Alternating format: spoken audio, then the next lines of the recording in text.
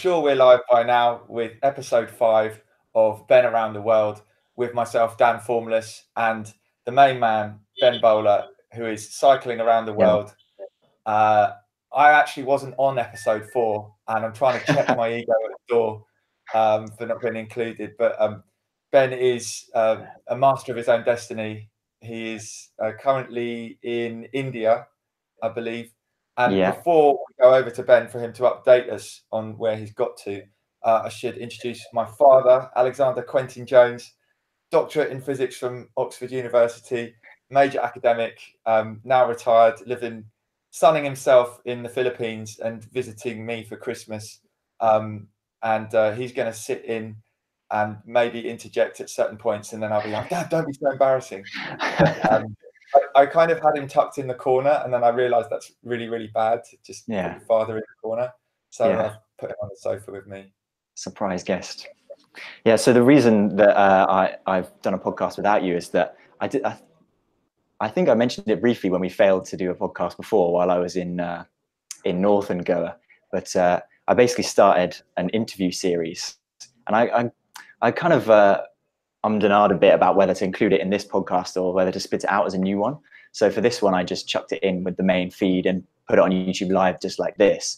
But the idea is that already in the 7,000 kilometers that I've traveled, I've met a lot of cool cyclists and other adventurers of different types. And so I want an excuse to chat to them. And so this guy, Alex, I met, actually I didn't meet directly, but I was introduced to him through another cyclist I did meet on the road. And he's a British guy who's cycling around the world in 180 days, I think, really powering pace. And so I caught up with him from on the border with Thailand from a hotel room over 4G. And amazingly, it was better than the Wi-Fi that I had in Goa. But yeah, we did about a 50-minute long interview chatting more specifically and more directly about what it's like to do adventures like this. So yeah, there's space for that, and then there's space for our catch-ups as always. Yeah, absolutely. And yeah, I just got to wind my neck in basically. I'm a bit of a control freak, as you know, from like running Hoxton FM and telling DJs what to do every day for 6 years.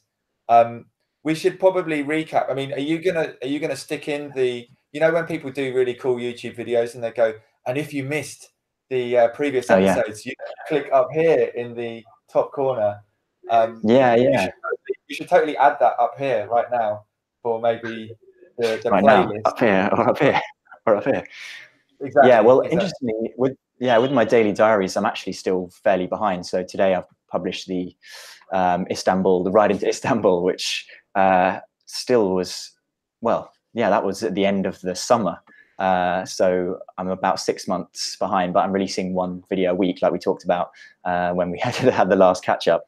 But yeah, since our last podcast, I can't even remember where I was. I think I was in the co-working space in Georgia that was very loud because they double booked my meeting room, which I was very upset about. So I was sitting in the corner trying to hear you, trying to get people to not disturb me while I was podcasting. But since then, yeah. So the plan was to cycle through Iran, but because I'm winging it in a lot of respects, I didn't really look ahead at visa requirements. And unfortunately, if you're from the UK, Canada, or America, you have to have a full-time escort whenever you're in Iran. So I met a lot of German cyclists and Dutch cyclists on the road who were just pedaling off towards the border of Iran, which was really upsetting because I unfortunately not able to do that unless I can pay my own personal supervisor for the entire time, which is not on the cards at the moment.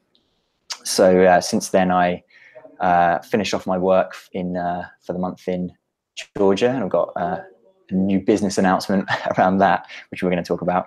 And then I got on a plane from Georgia to Mumbai via Qatar, which was actually, I keep saying to people, it's much harder work for me to fly than it is for me to cycle, which seems ridiculous, but the amount of work that goes into packing up my 52 kilograms of bike and kit and lugging it to the airport and checking it in at a variety of special gates and having to get taken down to the plane while they unpack it and figure out why I'm carrying a giant box with a ton of batteries and a bottle with petrol residue inside it and all this kind of stuff, and then pick it up at the other end, cart it to where I'm going, put it all back together, and risk things getting bent and broken.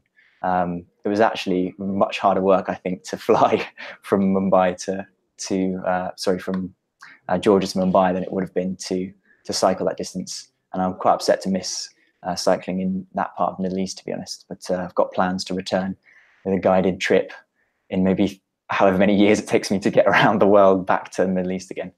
So you're going to do a top up at the end? Yeah, I feel like it. I mean, it doesn't always feel complete unless you do it that way. Is that? It's not necessarily completism. It's more just like here again. Part of this thing about meeting other travelers on the way is I've heard some really amazing stories, and I met these guys that are currently going for the tandem world record. In fact, in the next week or two, we'll know if they're world record holders. But they went through Russia, and I had no plans at all to go to touch Russia on this trip. But they gave me such amazing stories just in the 15 minutes we were chatting by the side of the road about Russia and the hospitality there, that I'm just looking at the maps now and trying to figure out how in a round the world trip, the plan that I've got, would I end up cycling through sub-Siberian Russia as part of it. So perhaps there's an extra loop on the end if I still don't feel like coming back to London. So yeah, we should probably just do a super concise recap. Ben is cycling around the world for the next year, two, maybe longer. He's already been very successful in his life, and he's got numerous things under his belt, including Chew TV, which is how I met him and how Hoxton FM would host all their videos on their website.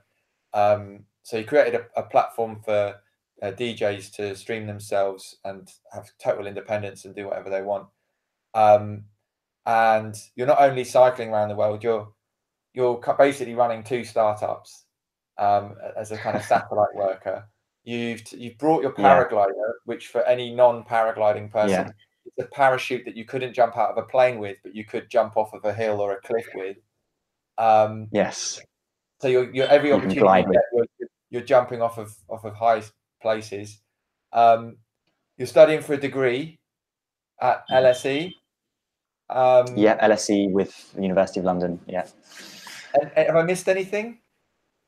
I don't know. Cycling a lot in there in the interim. I was trying to run a marathon, but unfortunately, I had to cancel that because I sprained my leg.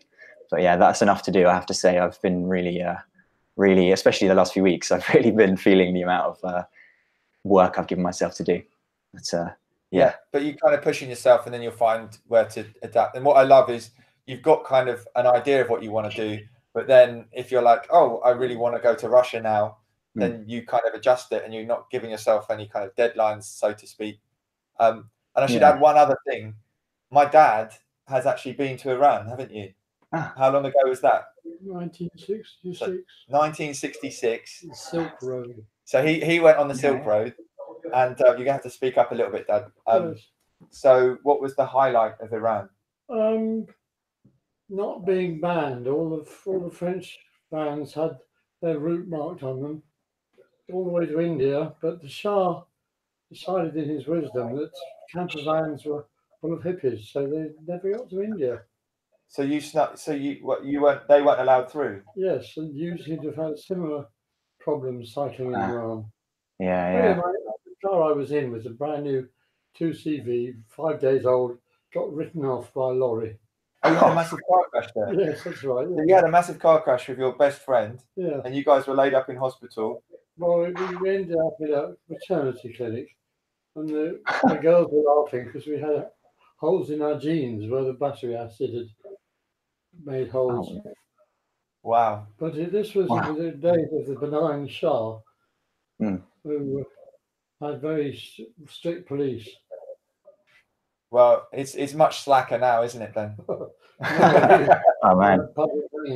Public hangings. So you haven't got necessarily very fond memories if you had the massive car crash. Well, Iran's a lovely country, and they're lovely people, and they have lovely carpets. So yes, everything's nice about them except politics. Yeah, politics ruins everything.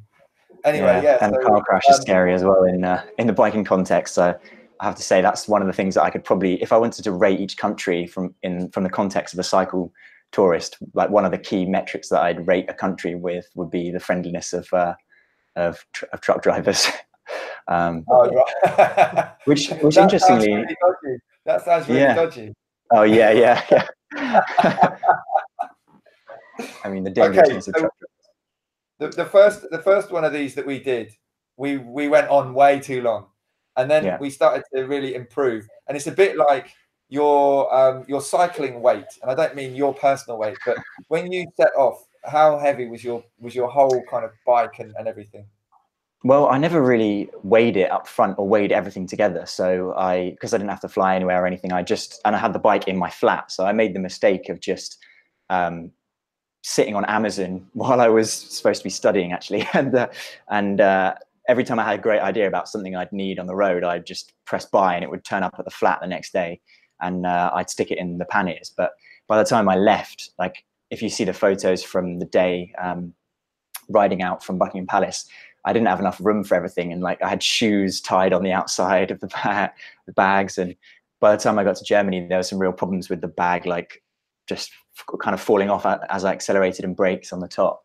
But when I weighed it in in Georgia for the flight with Qatar, my all-in weight that I got it to was 52 kilos, and that's without any water, which obviously, if I carry 3-4 liters of water, that's 3 or 4 kilos, and without petrol, which is again about a kilo, about 800 milliliters of petrol, and food, no food in that as well. So it's like 52 kilos dry, and then maybe over 55 kilos with all of the food and water in it, or at least it was, until I sort of got to India and decided that I was going to clear some stuff out. So what have you ditched? What surprising things have you thrown away or sent home? So early on, we mentioned about how I'd sent some stuff home, like around the camera kit. So I had a kind of a micro format, micro four thirds Sony camera, which was like reasonable. It wasn't like a top of the line one, and I was going to use that for the videos that I've made. But I ended up going with just taking the iPhone and filming with that in the end, mainly because actually the videos turned out better because while I'm cycling along, I'm not kind of manually focusing, manually setting white balance of the camera. So the iPhone actually generally gets that stuff right in its automatic mode for those kind of videos, really. So that was the kind of the early stuff I got rid of. But really, most of the stuff that I got rid of this journey was a little bit of sentimental stuff, a little bit of camera kit, and a little bit of tools, basically. So I've so far along the road, I've dealt with a few punctures, but doing pretty well. I've changed the brake pads a couple of times already because they wear out nice and quickly going down big. Especially with that weight on there. Yeah, absolutely. And what else have I changed? That's about it. Luckily I haven't had to change anything like gear cables or anything yet. But just as I got to India, I've had to replacing the bottom bracket, which is the main kind of bearings there. So going through all that, I looked at all the tools I brought with me, which I've got tools for absolutely everything. And the thing that I've kind of worked out that I won't need to replace if it breaks until I can make do with until I reach a city, is the main kind of sprocket on the back. So there's a couple of specialized tools you need to get the main gears off the back of a bike, and I've chucked those. It's called a chain whip, which might be useful with those friendly truck drivers, and a little special tool to undo the lock basically on it. So I've got rid of those to start with, and I'm going to experiment with just maybe losing some more tools as I go along, because actually within 500 kilometers of everywhere I've been so far, there's a decent bike shop, and I've been to a lot of them now. I tend to scope out a good bike shop in each city. So a lot of my weight is tools, and I'm gradually starting to lose those. In terms of the other stuff, I've dropped some camera kit. So I had a Gorilla Pod, like a tripod. It wasn't heavy, it's just more bulky. And I sort of was sticking it on the outside of my bags, but I really wasn't finding that I was using it. I filmed a couple of shots of like me cycling past for the coming videos in Eastern Turkey which will be coming out in the next 2 months, each week on a Wednesday. But yeah, mainly I found that I could just stick it on a brick or in a tree or whatever to get the same shots. So just having that weight of space was a bit much. And the same with the shoulder strap for the GoPro for paragliding. I've just got a super lightweight chest strap now, which I'm going to start playing with again for more of the paragliding videos, which are coming soon. And then the final category is more sentimental stuff. So there's this book called The Adventure Cycle Touring Handbook, which is what really inspired me to get into this whole thing, really, along with the whole thing about getting the frame for my birthday present for my dad when I was 17 or 16 actually. But as I was going along, I was gradually kind of putting in postcards and flyers and things, tickets of places I'd gone into the physical book, the original one that I had. But it's just getting ridiculous. It was just adding up to a lot of space, and the Kindle version is $4.99. So in terms of the sort of sentimental value I was getting out of carrying that versus the weight that I was carrying up every single hill, I've left that behind. And the same for the Eye of Horus, which I got from a market in Istanbul that was seeing me safely through Turkey. I left that, donated that to the co-working space I was in last week, and I may get some decorations for the bike. I quite like having some decorations as I go along. I like these trucks that are going around here in India with the sort of crazy tinsel and stuff like that. So and the sort of Hindu style, like orange flowers. I'm not sure what they are. I'm going to try and get some of those for the bike now. But yeah, I've left my Eye of Horus behind for this leg. So all in all, I think I've probably saved only like a couple of kilograms really, but I've saved a lot of space along the way. And I think I've just changed my attitude a little bit to start thinking about that a little bit more, because especially speaking to Alex, where his kit, he said that his kit was all in all 8 kilograms, but I think it's a little bit more than that now. But yeah, considering just my paraglider alone, it's 8-9 kilograms. It's a bit of an eye opener. Yeah, he's not a paraglider, so he doesn't. No, yeah, he doesn't have a laptop or a working stuff or a paraglider. But you're using that super thin 10-inch. Is it 10-inch? 12? What is it? The MacBook. I'm using the MacBook Adorable is what I've heard it called, which I think is a good description for it. Actually, I'm quite impressed by it. It's done me well for the work that I do, like the business side, but also programming. I seem to get away with it on just about. Sometimes it's a little bit slowed down. And the same for video editing. I'm really surprised. I use Insta360 as you do, and I've been experimenting with these slow TV videos where I literally take unedited the big rides or big flights. So far I've published my flight in Menorca, a full 20-30 minute flight, so you can see exactly what it's like paragliding. So wait a minute, that's raw footage, or you've time-lapsed, like sped it up, or what?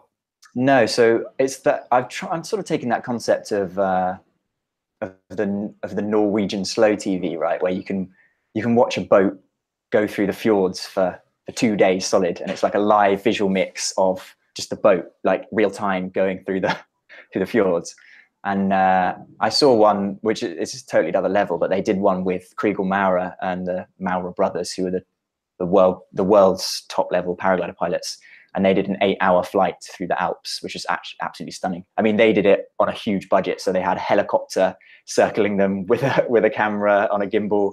They had multiple cameras over themselves, and they had microphones so you can hear him talking about which line he's taking and how he's picking up thermals and all that kind of thing.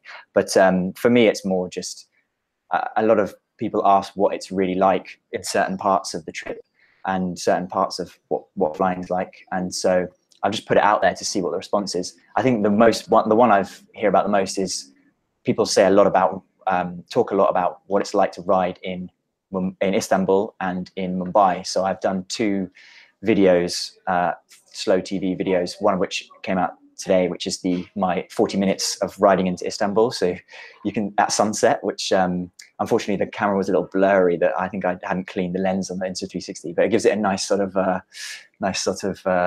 yeah, what's the term? Soft. Yeah, view of what it's like. And there's also, you know, the real aspect of a Turkish driver shouting at me, which I hope I can get someone to translate when I put the video up, because I had no idea what he was trying to say. And also riding like, out. We drive on the right here, or something like that. yeah, that was it. So how friendly? How are you going to do your friendliness ratings of each city or each country? Yeah, I mean, in terms of trucks, actually a lot of people kind of not warned me against, but warned me in general about riding in India. And so far, I've only ridden for 5 days. I left Mumbai and rode to Goa, where I am now. About 2 weeks ago, I left, and that was my first experience riding in this country, which is an amazing shift from Europe and even from Turkey. The trucks here are massive and very like I'm not sure if they're necessarily old, but they're just quite like solid and chunky and spew fumes out the side, but very colourful as well. Absolutely adorned, like I say, with tinsel and hand painted in a lot of the time. But I've not been as worried about trucks here than I was in Turkey, weirdly, because I just found a different level of sort of a feeling of aggression. And I'm not sure how, I suppose it's quite subjective how you feel in a country, especially when on a bike, which is quite exposed. But in Turkey, sort of 9 out of 10 trucks would be fine. They'd pass really wide, but then 1 in 10 would just not budge an inch. So they'd literally be about 1-2 foot away from you, and they'd just wait until they were just behind and then just ram the horn on solid. And it got to the point where I was getting really like wound up by this, because it's happening on quite a regular basis. I definitely wasn't channeling my mindfulness cycling meditation at that point. But here in India, like it's almost comical how the drivers use their horns. So like they go on the horn to say, you know, I'm going around the corner. They go on the horn to say, I can see you. They go on the horn to say, I'm going past you. They go on the horn to say, I've passed you. So basically, you just hear this kind of, you can just hear around you. And I was a bit concerned because I didn't really see anyone looking back over their shoulder while they were driving at all or driving mopeds or trucks or anything. But it's because there's like this soundscape, you can hear where everyone is on the road, which is a different use, I think, of the horn. Because in England, if someone beeps at you, you get really offended because it's like an aggressive thing. Whereas here, it's just an announcement that you're coming, basically. Yeah. It's just the norm, basically. So I've not found it too bad. Yeah, it's the same. It's the same kind of in the Philippines when I visit my dad. Any hesitation, anything at all, you're just gonna bop, bop on your horn if you're driving. As a moped or a car or whatever. If you're going past kids playing on the side of the road, if there's a dog within like 20 feet of the road, it's that. All these things. So let's keep it moving, so to speak.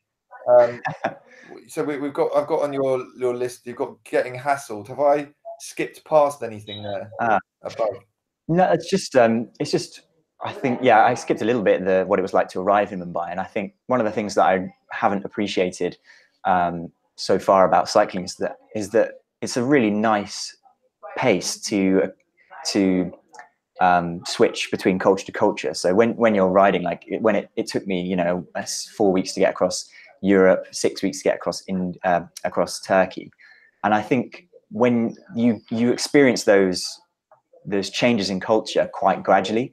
I think the biggest change so far in culture was crossing the border into Turkey and like hearing the call to prayer for the first time, and getting really emotional, and like just going to shops and not understanding what anything was, trying to find a cash machine, just like not even knowing what they look like, where to find them, like going to the places where you'd find them in the UK and there's just not a cash machine there. They're in separate buildings, whatever. But I had a complete opposite experience flying especially because Georgia is a strange outlier in the region in that it's very European. It's a very Christian country. It's a very white country. I was like, no one paid attention to me. I just wandered around, worked like there for a few weeks and just felt at home really. And then I flew to Mumbai, had to deal with, you know, carrying the huge bike box and everything. And was suddenly staying not in central Mumbai, but in Diaries, just by the airport and north of the airport.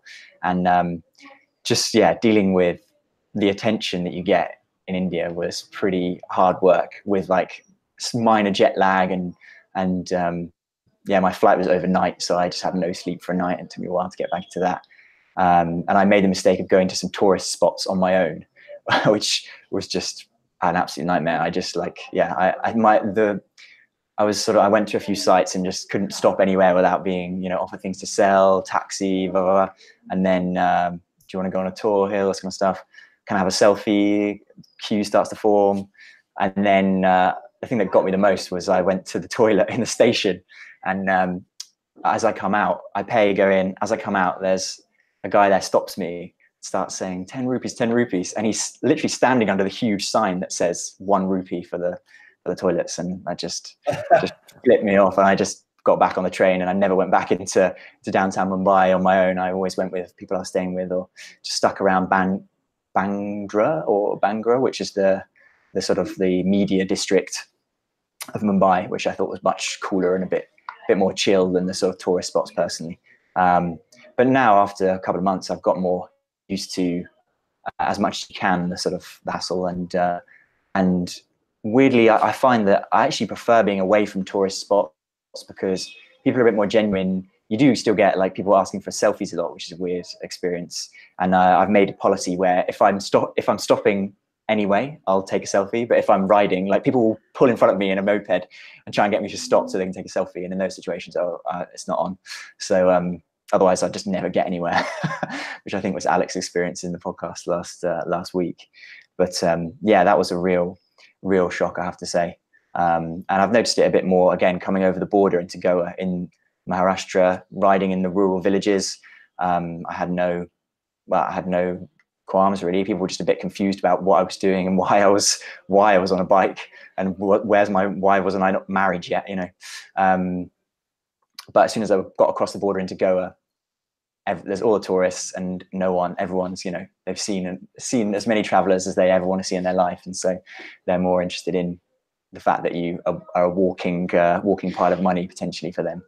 That's my Indian experience so far. So it's interesting. You're not that keen on the whole tourist thing, but also when you're the, for want of a better word, the freak, it comes with other things. So you're either getting hassled for money or hassled for selfies. Yeah. And you've had a bit of a taste of maybe what celebrities must have to go through. Yeah. Yeah. I heard people say that. It's it's not. Yeah, I don't know. It's definitely manageable, but it doesn't help. Like, sometimes you just want to, after a week of like cycling along, you just want to have a meal in peace. But I don't know. I haven't found it as bad as Alex getting last week. He had a real bad time, like in the northeast of India. He said that he was really just like getting really annoyed about like just being swarmed basically by groups of people. But I've not had that experience. I've only had really nice, friendly people, like maximum of like 10 people coming and chatting to me, and yeah, I've not had a major issue with it, and I've been able to find places to eat lunch where no one really seems to mind or pay attention to me. But that might be because I've just been on the tourist highway between Mumbai and Goa, which is quite a common trek, I suppose. So maybe once I get away from the more trodden highways and roads, yeah. Okay, so let's move on swiftly, because how are we doing? I think we've done about 30 minutes already. Nice. Yeah, we're tightening it up, aren't we? It's a good chat. I think that one thing that we had a failed podcast because I've sort of been sampling the co-working spaces in Goa particularly, and I found one in northern Goa which had great promise. It was like a co-living space as well. So it's this amazing 4-story building with a swimming pool and restaurant and private rooms on the top of, like, with the views over the fields and like 5 minutes to the beaches. But unfortunately, it failed at the first hurdle, which was the fact that every day, without fail, the internet would go down for at least 2 hours, and I'd be tethering off my phone, or there'd be a power cut. And I think last time when we tried to do this, the internet was down and there was a power cut. So I was sitting in the dark trying to call you. But we had a lovely chat, though. We had a lovely chat. Yeah. And you know what that reminds me of? I might have told you this story before, but probably not on this podcast. My dad lives on a beautiful island called Sikihor, and he has a guest house that he's built up. And it's like 10 steps to the sea, totally untouched. You know, you can go snorkeling, you can go diving. It's always calm. Everyone's super friendly. And I got there, and I was trying to kind of improve certain things. He's got solar panels all over his roof, and when there's a power cut, of which there are regular power cuts, he has it so that these lights come on automatically. So he's basically, the solar panels are charging a battery all the time. Lights go off. Solar's the backup. He goes. But I was like, let's plug your Wi-Fi into that as well, so that you and your guests can still get Wi-Fi. Over there, it's just like a little router with a SIM card in it, and it's basically doing 4G. Got there and then found that the internet was getting like just ridiculously slow at a certain point in the day, and I was complaining to the provider, and they were like, "No, you've used up your daily allowance. You have like an allowance of this much every day." It's like, I think it was like 5 gigs or something. So then I started to like, get my kind of investigative hat on, and I was trying to work out who is using all the Wi-Fi. So I was changing all the passwords. I was giving my dad a special connection. I was giving the family another connection, and then all guests had a different connection. And like, I was trying to work it out, and eventually I tracked down the culprit was me.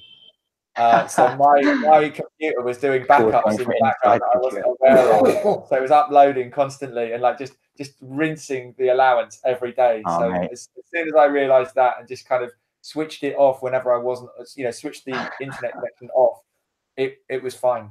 So yeah. I've got a tool for you then, which might be useful, because I had the same problem because here I've been, and also in Turkey I was using 4G a lot, and it's amazing in a lot of countries that I've visited so far. 4G is better than the Wi-Fi. It's true here in India as well. But I'm so on the phone. Obviously, you've got like, well, I suppose it kind of limits stuff based on like you can limit whether it downloads stuff on Wi-Fi or mobile on a lot of apps, right? But on the Mac, it's such a big feature that's missing. But I found this app called Tripmode, which I think costs a few pounds, but I've bought it and it's awesome because I'm not quite sure how it detects it, but it detects if you're using a mobile connection, even if it's like a Wi-Fi, hotspot from your phone, and you can set it to like, it denies all apps access to the internet by default. And then when an app tries to use the internet, it pops up and says, "Do you want to allow Spotify to use the internet?" And so you check the box, and then next to that, it tracks the usage of each of those apps, which is awesome. So I've been using that non-stop basically. Since I bought it. It was well worth the 5-10 quid that I spent on it. But it's definitely something that should be on the Mac. Yeah. Well, we should put a link to that in underneath this video so that people can go and check it out. And then we should tell Tripmode that we've picked them up. And then, and if you want to go to Tripmode, click here. I think we've discussed it on a previous podcast. I really believe in if there's something you find that's really good, bigging them up and then telling them that you bigged them up. And if they want to provide some form of sponsorship or free premium life membership or whatever, then they can. Speaking of other things, I just dropped my other interesting tech new purchase on the floor. This is a slight tangent, but I think you'd be interested in this because I'm sure you could find really good use for this. Ready? Should I reveal it to you? I'm going to reveal it. Here it is. This is the SanDisk, what's it called? Extreme Portable SSD, right? Right. So this, I haven't brought my hard drive with me, but you can use my hand as scale, right? So like a 3.5-inch hard drive. I've been carrying around this Seagate drive for the video backups, like a terabyte drive the whole time. And it's like massive, right? And if I'm on a bus or just even here and I need to take a call, and I lift my laptop up, it disconnects. It's really a pain in the ass. But I heard about this on some other like video guys' YouTube channel, and it's 1 terabyte of SSD storage, and it's USB-C. So on my MacBook Adorable, I can plug it in directly. I can literally just hang it off on my charging. It uses my charging cable, and it's lightning fast. It's the same speed as like the internal disk on the thing, so I can edit with it. I can upload files on it, and I can export the Insta360 video straight onto it without it taking ages. And yeah, it's been a real revolution, I have to say. And I'm probably going to, like, at some point chuck or send home with backups the physical hard drive and just use this, or you maybe use two of these, maybe get a 500 gig one, because they're relatively expensive. But go on, how much are they? I can't actually remember it. It's about 250,000 rupees or 25,000 rupees. It's about £250, I think, to get this on Amazon. Just got on Amazon here. That's a lot of trips to the toilet. A lot of what? Was it 10 rupees or 1 rupee? Oh, it is. Yeah, it is. Yeah. Absolutely. So it's relatively expensive, but it's yeah. It's fast. It's reliable. It's yeah, it's a revolution, man. I have to say, because yeah, hard drives are just awful. They're just really, really bad. Like, I've been using that one, and it's just so sensitive. The number of times it just ejects itself at random. Oh, it's always right in the middle of a massive thing as well. When I'm exporting like one of those slow TV things overnight, it'll just, at some point in the night, it'll decide to eject itself. And yeah, I know your pain. And actually, you're very, very lucky that you haven't corrupted a drive, because I can remember losing everything off of my what was it, off my Western Digital.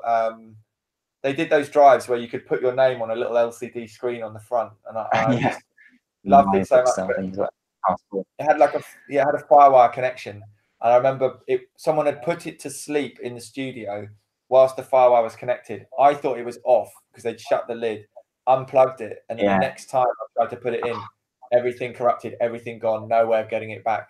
I think that was because of the FireWire connection, but yeah, like that was the point where I really started backing up properly. So it's probably good that you're sending back that other drive, and it's a way of kind of, well, assuming it makes it home, I guess. Yeah. Well, I'm also uploading the stuff that I've finished editing with, like the archive files, to like Amazon S3 at the moment. It can get a little expensive because you pay per month per gigabyte, but for now it saves me, just saves me, full stop, because I'd run out of space otherwise. But yeah, that's the slight video tangent. We haven't done any live streaming talk for a while, so I thought that would be a good one. Absolutely, yeah. I mean, have you seen that Insta360 have brought out this new Insta360 X? And guess who already has it? Do you know who already has it? Does Peter already have it? No. Do you already have it? Yes, he does. Yes, he does. And of course, it's amazing, according to him. So now I'm just trying to work out who'll buy my one. What does he say is the actual difference? Because it's weird when you look at it. The specs are the actual megapixel of the cameras. So the Insta360 is the 360 camera that we use for live streaming, and it's also kind of it's like two GoPro lenses, one either side. You can attach it to your phone, or you can and live stream with it, or you can film independently, and it's very good quality. And what is good about it in particular is the software is quite intuitive and relatively good compared to all the others. Ben has privately told me that GoPro's software is total shit. He obviously didn't use that word, but the only thing with the one we have is you do see the stitching software is very good, but it's kind of got that line so if you pan around, when you choose in your edit mode afterwards what the viewer sees in the 2D, not 2D, in the kind of normal flat view, there will be a point where it's stitched, and that's now super clean. I think the software's just got loads better. The frame rate is much better. I think on the specs, it looks like the pictures are not as good, but in fact they come out and look better. So the HDR, so all this kind of stuff is just everything's slicker and better. And you can put other batteries in it. You can switch batteries for it. Wow. There's a few things. I stupidly watched a YouTube video without checking the comments first. I would always urge anyone, before you waste your life watching YouTube videos, just scroll down to the comments, because I watched one that said, do not buy the Insta360X until you have seen this video, and then watch this guy with relatively rudimentary English talk about opening it and telling you everything that's about it, and then showing a few videos of himself, but then talking more about how great it is at parties without showing any footage from parties. Yeah, the first comment underneath was, the title of this video is very misleading. There's a great channel for 360. I've forgotten what the name of it is, but I'll try.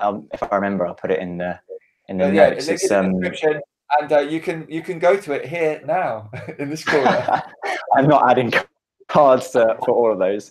I don't think you can unless I think I can only link to my own stuff, or maybe I can link to other channels. Maybe you can, but I think only a certain number of times, and you tend to do it at the end, don't you? Like you do it at the beginning or the end. Oh, and you can't, and you can't link to externally. That's it. Until you verify your channel, you can't link to external sites yet. But that's coming.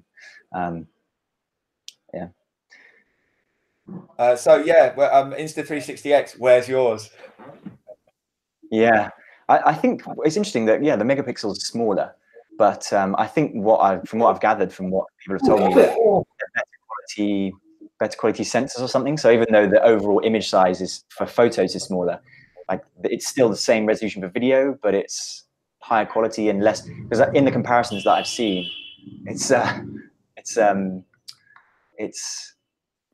like a little bit more soft, especially in low light. The Insta360 is compared to other 360 cameras, and that's kind of slightly important for maybe some of the videos I do while cycling, but not too critical. And I think they've also decreased the distance between the two lenses. It's a lot thinner now, so that should hopefully help with the stitching, because if the cameras are closer to the right. There's less overlap that they have to stitch together in the software, as far as I understand. So and now, have you seen the Nerf attachment for it? No.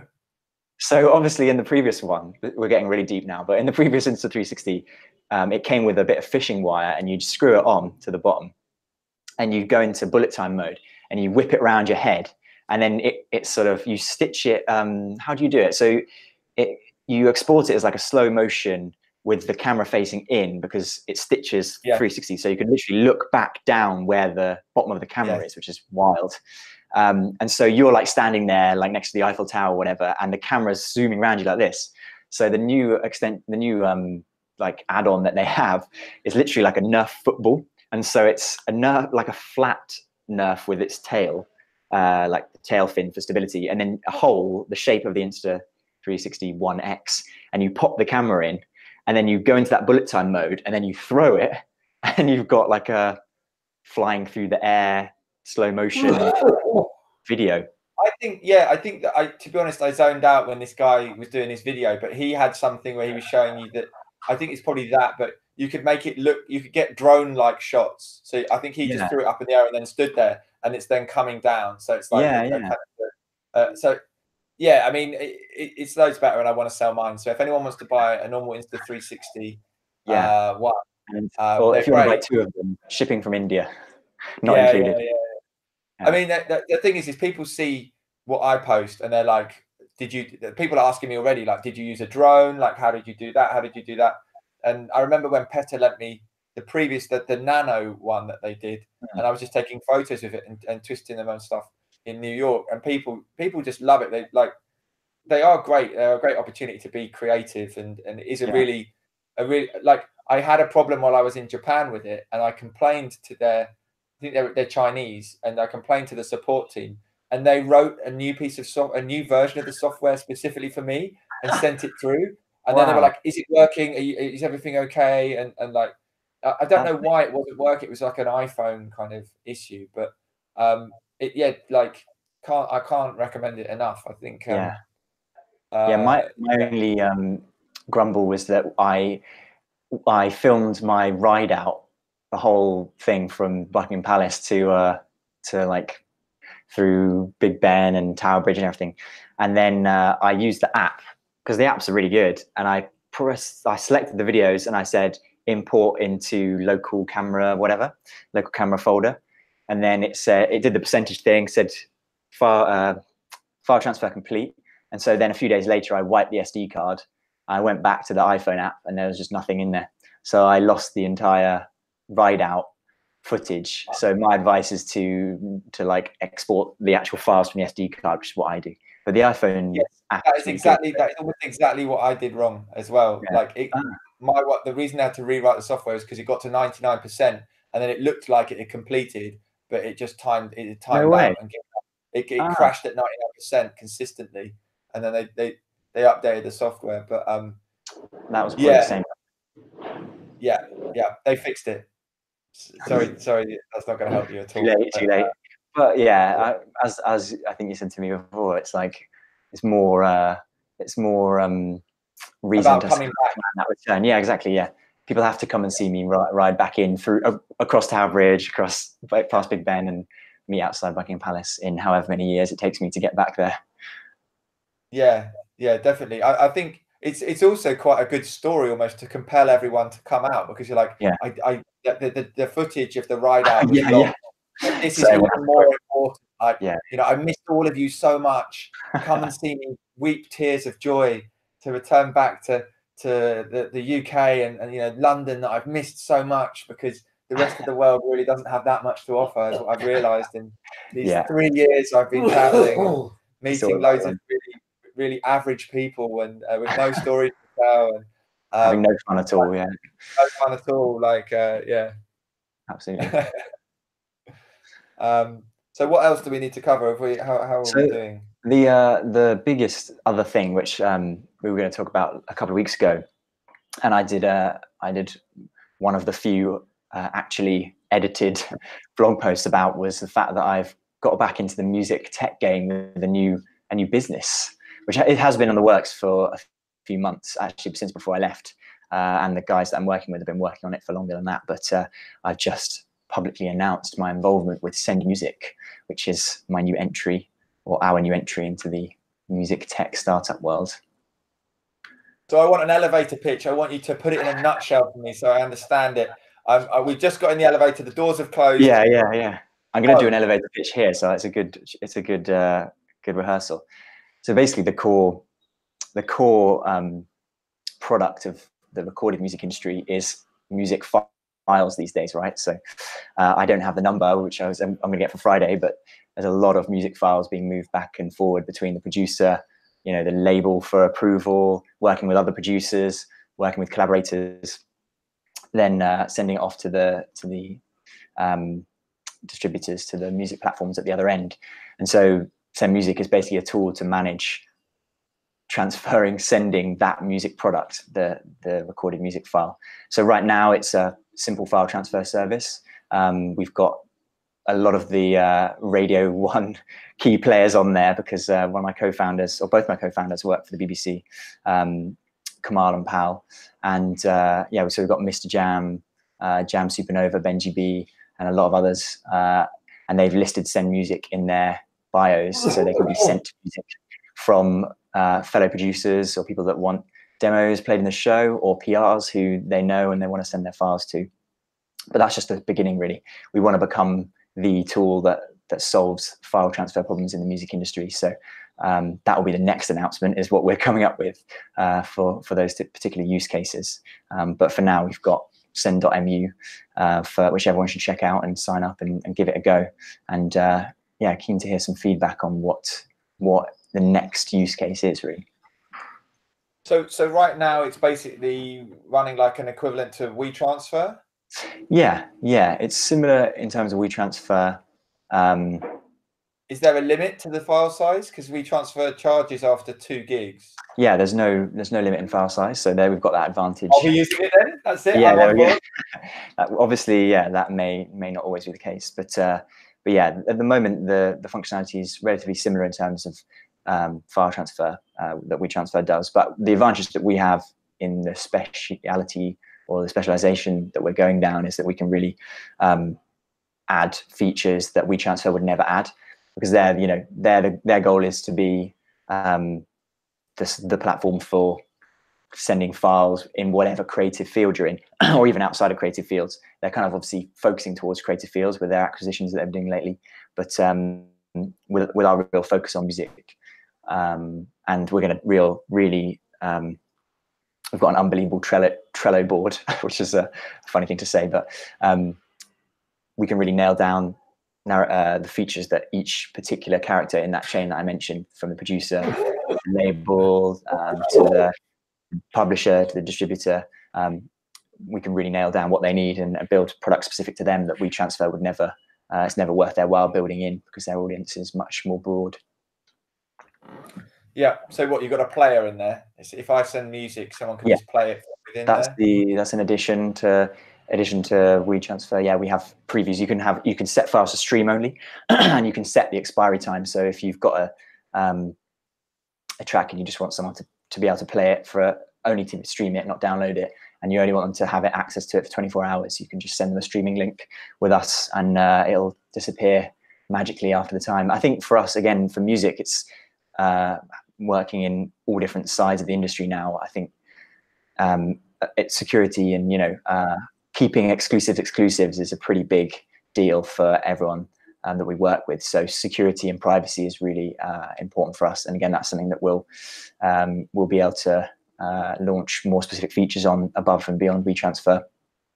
So can you track who has listened to it or downloaded it for the sender and give them a report on that? Yes. Yeah. So right now we let you know if someone plays your track and if someone downloads your track, or whatever other files you have in there. But we've got all the data in there. So and as we bring more and more people onto the platform and people register as senders and receivers, then we can do some really interesting stuff there. So like, if you send a file to one of the DJs, like on our directory, you can see if they actually have opened it or not. You can like see if Mr. Jam has played your track or not, which I think is pretty an amazing thing to be able to see. And vice versa, if you're sharing like a demo out as a PR or even as a producer yourself, you can see, and you send it to 20 of those DJs on Radio 1 and around there, you can see out of those who's played it, who's worth following up on, that kind of thing. So yeah, there's some cool options around there. In the new year, there'll be a lot more to see in terms of new and exciting features there. But it's awesome to be back, and it's a real difference from the Chew days, I have to say. running a sort of a brand that's focused on just like growing massive and building a tool that's free for everyone to use, like Chew, was such an amazing thing. But it's very hard work, and yeah, no one was paying us to do that. Whereas Send Music, potentially as a business tool, there's more options there for stuff that we can actually create enough value for our customers to build a subscription off the back of it, really. But still, at the end of the day, meet the same goal of getting more awesome music, more awesome creativity out into the world. I'm sure you're a little bit older and a lot wiser, and you've probably turned down a lot of opportunities since Chew TV. I'm assuming.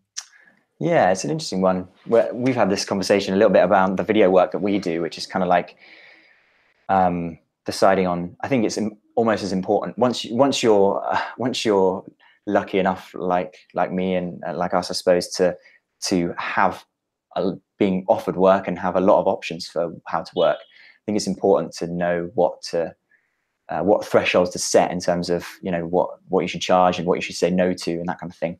And it's really hard because when you come from a world of not having any work and just really working hard to show your face and get known and get people interested in working with you, it feels so weird to sort of turn work down in some respect. But yeah, knowing your worth, it's that supermodel thing of like, you won't get out of bed for less than $1,000 a day, or whatever it is. It's kind of I totally agree. But the crazy thing is you start to realize really quickly that you don't need to win all the jobs. You could win half the jobs, but if you're charging 4 times more than you would for all those jobs, you do half as much work for twice as much money. Exactly. It's just like, as soon as it starts like that. But I mean, I must say, you've got so many amazing contacts that I think, yeah, it's one of those things where you've got to be able to deliver to a high standard. You've got to be able to adapt, but you've got to have the contacts. If you can have the first two, and if you haven't got the contacts, you're not making any money. You know, like, yeah. How you get to your market or your customers is so vital. Yeah, and strangely, that's the thing that I think I underestimated the most about building Chew, because obviously, you know, if, in our dreams at the beginning days of Chew, we wanted to be, you know, to grow it to like Mixcloud size or something, or SoundCloud size, and have it at like maybe Twitch size, and have it as this massive community, and really just change the way that DJs and artists in general can perform online.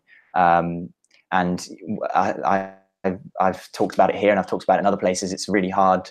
It was a really hard time for me personally when that didn't turn out, and when I left the company that I started over 2 years ago now.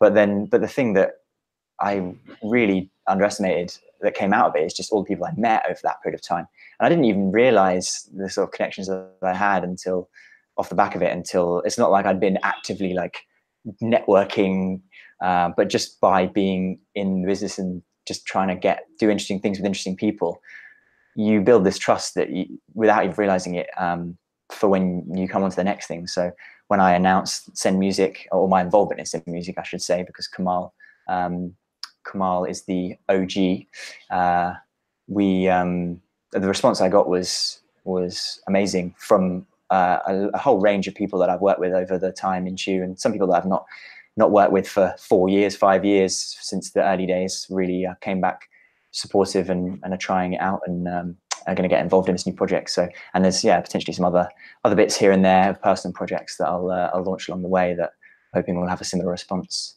So it's an amazing response from just trying something and getting out there. Yeah, I think the timing can be key as well, can't it? That's the thing. It's like if you get the timing right, you can almost make a bad idea still work. And I'm not in any way saying either of the concepts are bad, but I think a really great idea with bad timing can not work. So yeah, that can really be a problem.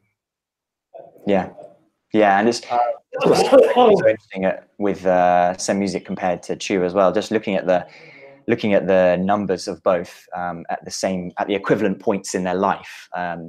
It's so the reason I'm so excited about this project is that a Send Music project is that the numbers we're getting now, just in terms of registrations and activity on the platform, have well exceeded where we were with Chew, even like 6-12 months ahead of where we are now. And a lot of that is down to Kamal and Pal and the connections they've got with the BBC and the DJs that are on the platform using it now, and the fact that we're in some quite hefty Instagram bios and Twitter bios, but also just having those guys build the sort of huge lists of who to reach out to and really manage the feedback, and then me going out and putting out to my list and having those guys to back me up there. It's the feeling I've got now about Send Music is so much beyond what I had at the beginning of Chew. So it's interesting to be able to kind of balance those feelings out, I think.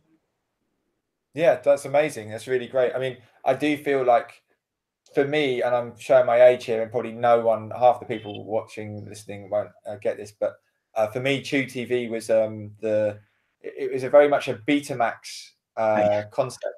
So it was superior in many ways to the eventual market leaders, but it just, for whatever reasons, timing, like the fact that the market leaders had more contacts, more scale, whatever, like I think with VHS and Betamax tapes, I think the VHS guys, they had connections with the movie houses and like with Hollywood, basically. Yeah. And so all the movies were coming out on VHS, and they were coming out quicker. So you go to a video store to rent a video, and like there'd be a tiny amount of stuff on Betamax and a whole load of stuff on VHS.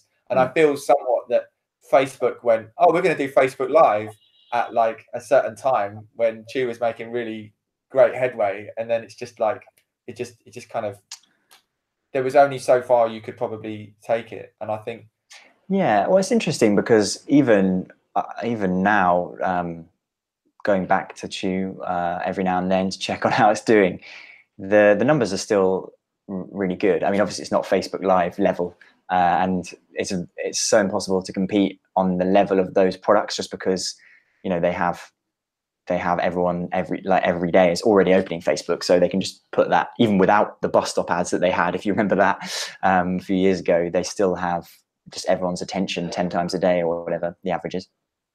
they are definitely trying to charge though for anyone who goes live. They're trying to charge. I mean, you really, still can't. You still can't boost a live video as it's live, but they're really pushing hard, and they are. I'm sure that'll come. Yeah, they're massively restricting the reach that you get with live videos, particularly obviously as a fan page. And I know everyone hates it and everything, but we have to step back and remember that Facebook is providing a free service, and they're going to want to make their money somewhere. And it just, again, show my age, it reminds me of dial-up internet, when everyone had this concept that dial-up internet was free and that the internet is free, and I should get dial-up internet with AOL or Waitrose or whoever it was. Everyone thought, oh, it's got to be free. And when people started to be charged, they were so offended and so outraged. And then after a little bit of time, they kind of came around and they understood that they're getting a better product, they're getting a better service. You know, I just think that people hate on Facebook for stopping them from accessing their audience that they have built up on that platform. Whereas it's like, well, you can access them, but you're just going to have to pay some money. I can see that. It feels like a little bit of a bait and switch, and Facebook just does it reliably now. They'll launch a new product, it gets massive organic reach, like video live streaming are great examples of that, and then they gradually crank down the organic reach and like increase the boost post thing, which is a great business model for them. I think for me personally, that's why I think artists should have platforms that they have much more control over. And it's interesting to see that's because you were building websites for well, I think that's a much better way. Yeah, but the things like, if you watch like things like Patreon now, and even I was watching a video before this on YouTube, a Vox video, and it prompted me to subscribe to pay money to Vox. And like, this is what you're talking about. This is the sort of subscriptification, if that's a word, of everything now. And I think that's interesting because it's great to see how art, like, for there to be new routes for artists to be paid and creators to be paid more broadly. But it's going to be interesting to see, like, because I've already got a bit of subscription fatigue. Like, I subscribe to two people on Patreon. One's actually a Chew user, and one is a podcast that I like. And you get an extra podcast if you like one extra podcast a week if you give them $5 a month. So, but when I get to like Vox and they're asking me for $5 a month, and then I get to Carl Rock or whatever, every other random YouTuber like Tucker Got, all these other YouTubers are charging a subscription. Like, I think people will get they'll get fatigued. Have you cancelled any Patreon subscriptions? No, not so far. That will be the tipping point. I only subscribe to one.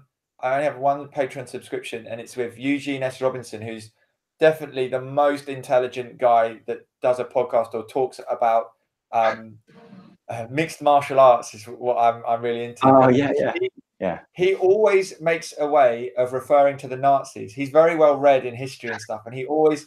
And so everyone always comments on his videos. Like, they'll write the time when he first mentions the Nazis in each one of his things. Is that Godwin's Law? Is it? Godwin's Law, exactly. Yeah. The longer an online discussion goes, the closer the likelihood of someone calling someone else like a Nazi comes to the number one. But no, he's really good. But what's interesting is I don't listen to him as much now, but I'm still giving $5 a month. Yeah. In fact, I think I give $5 per podcast he puts out, and he was doing stuff like pay $10 and you can have a 20-minute phone conversation with me stuff like that. And I was actually thinking, shit, I want to do that and then have a 10-minute conversation that I record and then and put it out as your own podcast, and then sample it and then put it out as a record and then send him it and say I made it, because he's also the front man of a rock band. Is it like a black guy, a front man of a rock band, and I can only think of like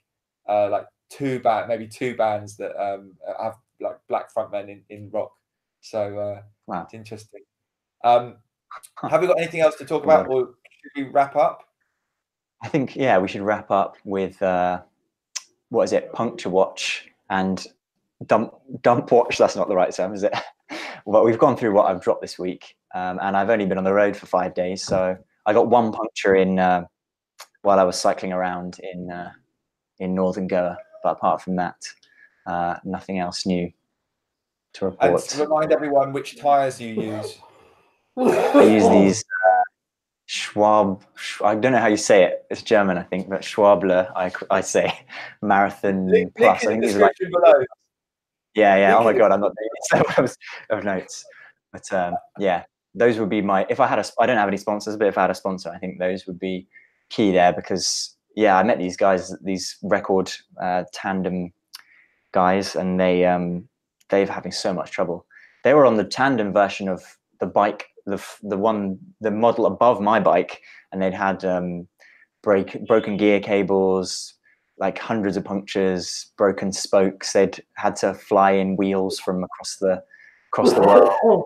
It sounds like a nightmare. So there's a few brands that if I was going to go and reach out to get sponsorship, I have my list of trusted bike parts, I have to say. But so far I've avoided the gear posts too much. But you never know. If I get enough requests, I'll do the standard. This is what my bike setup is, for the bike nerds out there. Well, for anyone that doesn't really understand why you wouldn't take all this amazing money that these sponsors are throwing at you, it's usually a case of the demands that they put on you is to like post this, post that, do this, do that. You end up the tail starts wagging the dog, right? Like you're traveling around the world, and and basically in a lot of cases, the brands that I've been offered so far have been relatively small, but you know, in terms of like for free kit, which in bike terms, the most expensive thing that on my bike is maybe the gears, which is like 600 pounds. But for that amount of money, it comes back to what's your price conversation we were having earlier. You have to then work for them in terms of creating content for them, sharing, with tagging them in posts. Generally, there's a contract around it, from what I've heard, of like certain level of, you know, have to commit to a certain level of posts and that kind of thing. Personally, I've got enough work to do right now. I'd rather buy my own kit and build up the brand that I want to build, and then all the brands I want to build, I suppose, and the businesses, and then, you know, be in that position of power to use what I like, I suppose, and not have to work for someone else. I think that's a big message. Absolutely. Especially seeing as you're running 3 startups now. So yeah, I mean, and also one thing I love about Send Music is it tells you what it does in its name. Yes.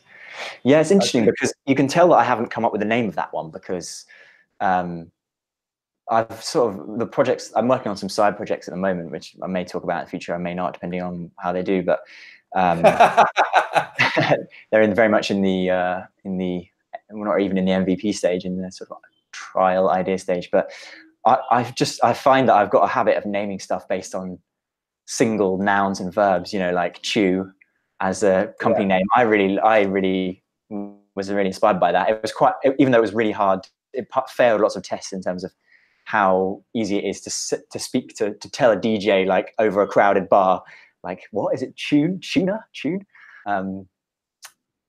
But I really like those words. I like just single word names, to be honest. I don't like Lees, Bitleys. I don't like ists. I don't like all those weird domain names. I don't really like.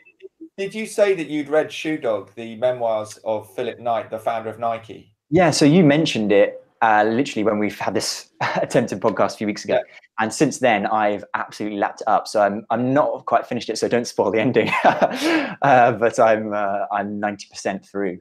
So like the first half of the book is just him running an importation business, basically selling other people's trainers. But when he comes up, if you've got to the point where he comes up with the name Nike, right? Yes, yeah. It's just complete shit show. Like, you can't believe how, like, you know, how ridiculous like everything was, even the swoosh and all of that. Like, he kind of holds his hands up and says, like, if the other guys hadn't, you know, really put their foot down, It might have been called. Yeah, it would have been called like, I don't know. It was like New It was Boost something like 97 Boom or Unit something. 4 or something really awful. But I think what that shows as well is this really interesting thing, which I really learned with Chew as well, is that which is a real core. I'm sure if you study branding or you're involved with branding in any actual professional context, you know this is like lesson number like 101 probably. But the brand is not like, the brand name in itself has no very little kind of innate value, and there's obviously downsides if it's like really hard to say, or it just is really long and like hard to pronounce. There's negatives there, but generally, as long as it's like an easy thing, the brand's not like by itself, the name itself is not important. The value of that brand builds over time and over recognition. So like Chew has no, like, people would ask us, what does that mean? And realistically, the story was that I had a site called Eat Bass, which again has no real reason behind it. I think the idea was that it digested music into this feed that you could listen to continuously. And when I was looking for a non-bass music specific company name, I thought Eat Bass. I was literally Googling synonyms of eat and chew and all that, and Chew came up in that. So I registered chew.tv. I paid like a few £1,000s for that, which is crazy because there's nothing there really at the time. But and then the equity came over time, to the point where now it doesn't happen a lot, but occasionally I get that really brilliant moment that creators get to have, where someone like recognizes your thing, your name, your brand, independently of you having to say them or tell them that it was your thing, which is really satisfying. But it's, the value comes from just people associating with it, using it, learning about it, hearing it, like being involved with it, whatever it is, not the name itself. And it's the same with Nike. Like, he goes on in the chapters that I've read recently, he's gone on, like, he really didn't want it to be called that, and he was really uninspired by it, and still, even like months and months later, he really was like regretting it and all this kind of thing. And then obviously it's like, it's probably the one of the strongest brands in the world, alongside Coca-Cola, and I don't know what else is up there really. So I do love, one thing I really do love, and it's again showing my age, but he doesn't mention Reebok at all in the entire book. And I know Adidas is the big player before, and there's an amazing story about the history of Adidas and the two brothers that started it. But it's like, so it's so funny that, like, when I grew up, you were either wearing Nike or Reebok, and Adidas is kind of secondary, but he doesn't mention it at all, and that's not well, that's actually number one in terms of media strategy. You don't talk about your direct competitor, you talk about your that's why, like, we never in like the Chew days, we never talked about Facebook Live or Twitch music or whatever. You just you define yourself by your own rules, right?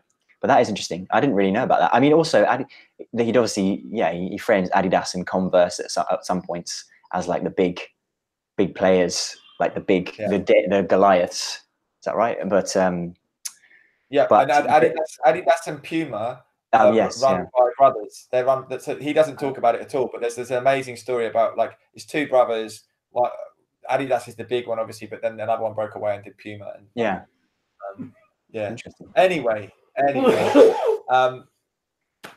it's been great chatting with you and catching up. I feel like we've done that thing where, because we had the live stream that the last show we tried to do, we couldn't do because of power cuts, intermittent internet, and I can't remember when the show we did before that was. So I don't know if I've updated you publicly on Japan and stuff or not. I just can't remember. Yeah, I'm intrigued. We'll save it for the next time. Yeah, we'll start with the Japan update. Yeah, well, I might have more news on it anyway, but I did get to do a live show on Domune, and Domune was the platform that inspired me to do Hoxton FM and to go and do video, and it was a real great opportunity to pay homage to the main man behind it, whose name I now can't remember, which is going to be really embarrassing, but I'll probably remember when I stop thinking about it.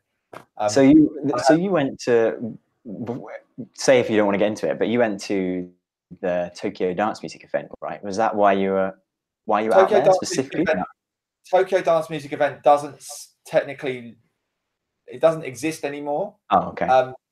It was run in parallel with Mutek's Tokyo edition for a year or two, and now Mutek is just totally doing everything there. And I have to say, Mutek was amazing. Digital art festivals were invited from all over the world, and I learnt about lots of really other interesting ones. There's one called Art Today in The Hague that I'm going to go and check out. Nice. They take over amazing spaces, like this old pier in the Netherlands, and like they just spent 3 weeks just cleaning inside the structure, and then they did all these installations and all sorts of things. I made music with my brainwaves at Mutek. Nice. There were visuals and stuff, and I've got the video that I can show you. I was kind of there to further build more links and stuff. I'm working with an analog rotary valve powered mixer brand that's got a London designer, built in London by him by hand. It's called Super Stereo. I went over there with a couple of those. I only came back with one. That's a good ratio. And, I've just left one. I've actually just left one in Amsterdam in an amazing record shop called Zwarte Goud, which means black gold. Yeah, amazing record shop. Really cool cat there as well. It's like a, was it the what, British, a little cat or a cool? The cool cat and a cat. There's this, look, check out my Instagram and you'll see some pictures and some stuff. The cat is called Duma, which means smoky in Turkish. Nice. And very chilled out cat, and the owner's super cool guy as well. And we're going to do, I mean, it looks like we're going to be doing live streams throughout Deckmantle, ADE, all this stuff. We've got a base now to do some really cool stuff, and not just DJs playing, but there will be DJs playing. But we do some cool interviews, some cool workshops, all sorts of great stuff. So I'm super excited about all of that. I can't remember why. Domune was amazing. I think I'm going to be back doing another one in February in Tokyo. Sweet, I did maybe spend all my profit from selling one of the Super Stereo mixers on analog gear, like 80 synthesizers and stuff. Yeah. But you've got to fill that suitcase space right on the way back. Oh, mate. Technically, I was about to get on the plane and they wanted to charge me $1,200 because my hand luggage was 23 kilos when it was meant to be 7. Nice. And they said that's going to have to go in the hold, and you have to pay, I think it's something like $70 or $90 per kilo or something. Yeah. Well, that's what I had to do with the bike. Like, I had to pay more for the bike than I did for the actual entire ticket because it's charged per kilogram. It's nuts. Yeah, it's crazy. And I still haven't got my case back. It's a really expensive case. It's a Rimowa that in theory I got to save my back from doing myself injuries from carrying records around. But thanks so much to my interpreter Mio, who I met at Mutek. She luckily came with me to the airport because I was running so late that I was going to miss my flight if I caught the bus, and so she showed me how to get the train. She was there. I took all my broadcast kit and put it in like a fabric bag and weighed it on, like, basically I went out like that. And I'd already posted this one synth back to the UK, which is still making its way back to me now on some shipping container. You can get into Japan, you can take the piss in every other airport in the world, but do not take the piss in a Japanese airport because they will weigh your hand luggage. They will measure it. Yeah, mine is ever so slightly too big, but everyone else lets you go. Yeah. So I took out all the stuff I really needed from this case. I weighed it. It was 9 kilos. And the Japanese are super strict. And the lady was very kind to say, no, that's all right. And then whilst my interpreter, Mio, was talking to her, saying, oh, is there any other way or anything? I was shoveling more stuff into the fabric bag from my case, so that I ended up getting on with about 12 or 13 kilos. Nice. In this fabric bag. And then Mio took the case, and it has now been posted back to me. But it cost a bit of money. But I bought some amazing records there. I met some amazing people. I got to properly see Osaka, Kyoto. I went to Nagano and I trekked up a mountain to go and see snow monkeys, which weren't there. I saw the autumn colors or the beginnings of them. Built some amazing links. I filmed some amazing content, none of which I've put up. I've kind of held back on it. And, I'm now in a really interesting position where, because of my contacts, I'm looking at which media outlets want to brand the content I've created as their own. So I've been doing these Wax Hunter shows, live streams from shops in places like Barcelona. But when I went to Japan, I realized that that's a big intrusion into quite kind of formal people who are quite shy. So I realized that with the 360, I could walk into a shop, walk around talking to myself or to the viewer, pick up a few records, say what I loved about the shop, admire their amazing like Klipsch speakers and like valve powered amplifiers and stuff. And usually my guide would have picked out their favorite record, and the guy behind the counter would pick out their favorite record, and not have that formal interview. That's interesting. They would do like punchy 1 or 2 minute 360 videos from in a shop and show the viewer, hey, this is a place that's really worth checking out. And some of the places that I found, like they just don't list themselves. You just can't find them. Interesting. And they've got really the lesson I learned from my previous visit at the beginning of this year compared to this visit, I was looking for Japanese artists rather than just trying to find stuff I knew.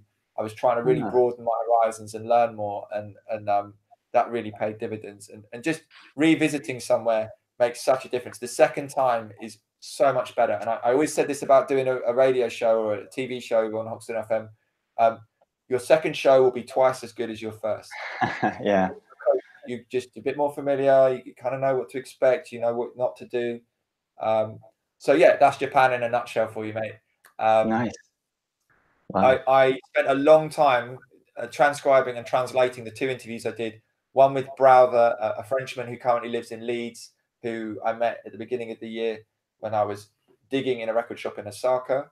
We ended up filming the interview in Technique in Tokyo, and it's such a nice guy, such a great guy, with a huge fascination of Japanese house music from the 80s and 90s. And also a really amazing homegrown artist called Sasaki Hiroaki, who I interviewed at a record shop in Osaka that has its own pressing vinyl pressing machine, of course.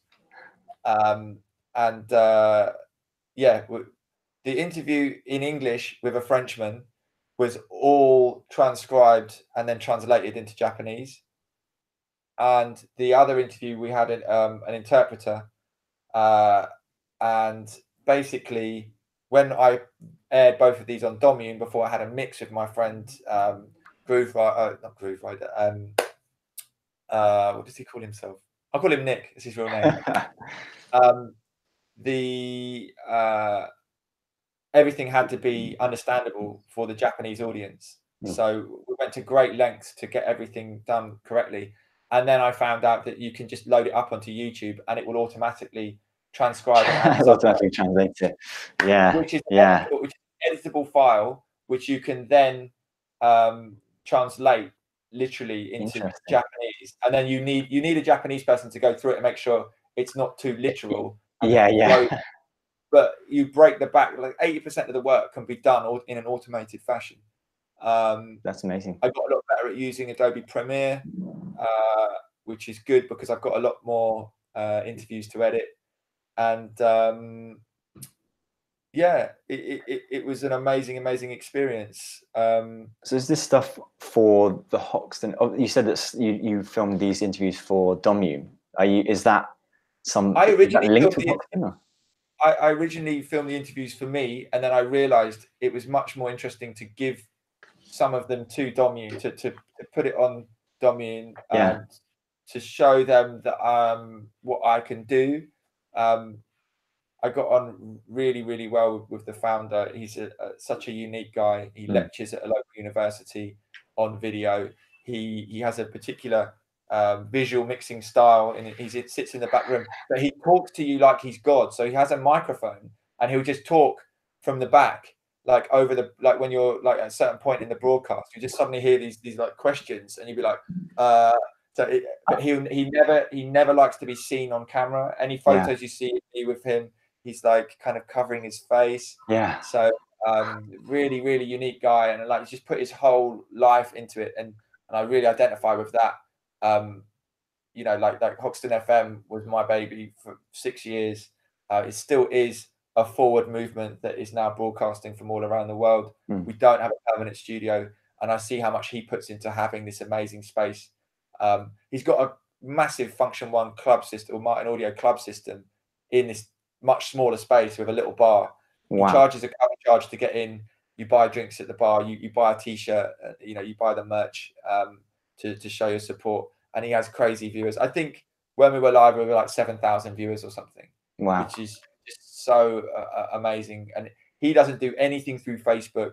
It's all through their own thing. I think they use YouTube actually, but we had the opportunity to simultaneously live stream through all our platforms, which included our Facebook Live. So you can check that on the Hoxton FM Facebook.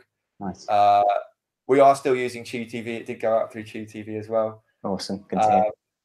The opportunity to put it out in higher quality without any worries of copyright is yes, you know, too good to turn your nose up at, really. Interesting. So is that what the plan is for the coming months, is to kind of put that international content out through Hoxton FM, just all the channels, or have you got any new strategies around what you're going to get out, when and where? And I've got a few ideas. I've got a few things on my mind, and I'm not in a rush to do anything in particular. I think it's great to have all sorts of different projects on the go, like working with the rotary mixer guys, Super Stereo, being able to basically customize each mixer that I put my hands on, and then find a specific person that I think it will suit. Apply all the knowledge that I've gained from running the station and dealing with 100 different shows a month, each with their own guest DJ, each with their own little nuance or foible. I know what a mixer can do, should do, and now I'm kind of inspired to start maybe building a prototype of my own with a few kind of nerds really that I've met who really have great knowledge. Nerds. Quality. Yeah, they really know, but they really know. Like, there's a lot of people who talk. I think because I decided that I'm going to make my own studio here at my place, I've realized making music, I've always done it with software samplers and synths and stuff, everything in the box pretty much. With whoever I collaborate with, we tend to use some of their stuff. But I kind of realized I was losing the musicality and the tacit kind of hands-on thing. So when I got out to Japan and I started to see all these mint condition bits of kit, I was like, right, I need to know quickly what is good and what is bad. And as I asked more and more experts and people and put it out to no one knows anything. And I had to just go to these places, like 5G in Tokyo is like a museum that you can touch everything and just play with everything and work out what was good, what wasn't. And I quickly discovered a few of these. There's one keyboard or synth that Massive Attack used for a lot of their classic bass lines. And when I found out about it, I then mentioned it to people and they were like, yeah, that's really good. You should get that. And I'm like, why didn't you tell me when I asked you in the beginning? And they're like, oh, you didn't ask. I was like, tell me which synths are good. And so I was finding all these kind of secret weapons and stuff. And so are you going to play that forward? Are you going to keep it secret? You're not going to tell us? I'm in two minds. I think that as my friend Nick, Groove Patrol is his DJ name. He's very kind to host for yeah, exactly. That's why I got it wrong. It's so close. He shouldn't copy Groove Rider. He said to me, if in a year's time you have all this kit and you still haven't finished any tracks, he's basically going to really chew me out on it. Yes, yeah. So I'm gonna write some music. I'm gonna get it done. It seems inevitable that I'm gonna start a label and put some records out myself. I have got some more stuff coming out on Subtatic and a few other labels. So I'm just trying to push my creativity into the areas that I'm really keen on. So making music, pressing music, probably building some sort of DJ mixer. I'm already traveling around with this case with the super stereo in. So wherever I go, I can kind of have a little toy to show off to all the other geeks.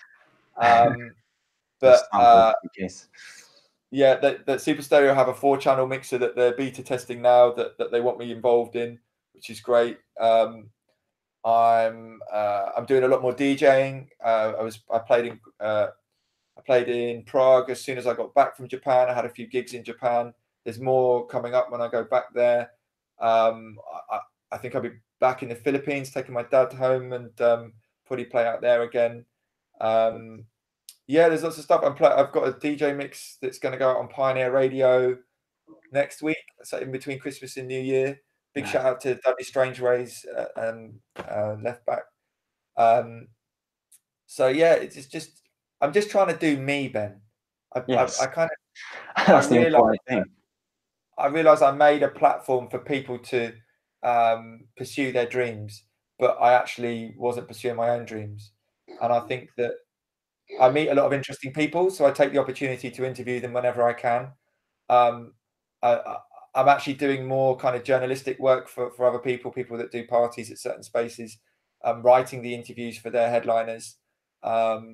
So I'm kind of doing that, and I just feel like I'm accumulating the content, editing the content, having it ready.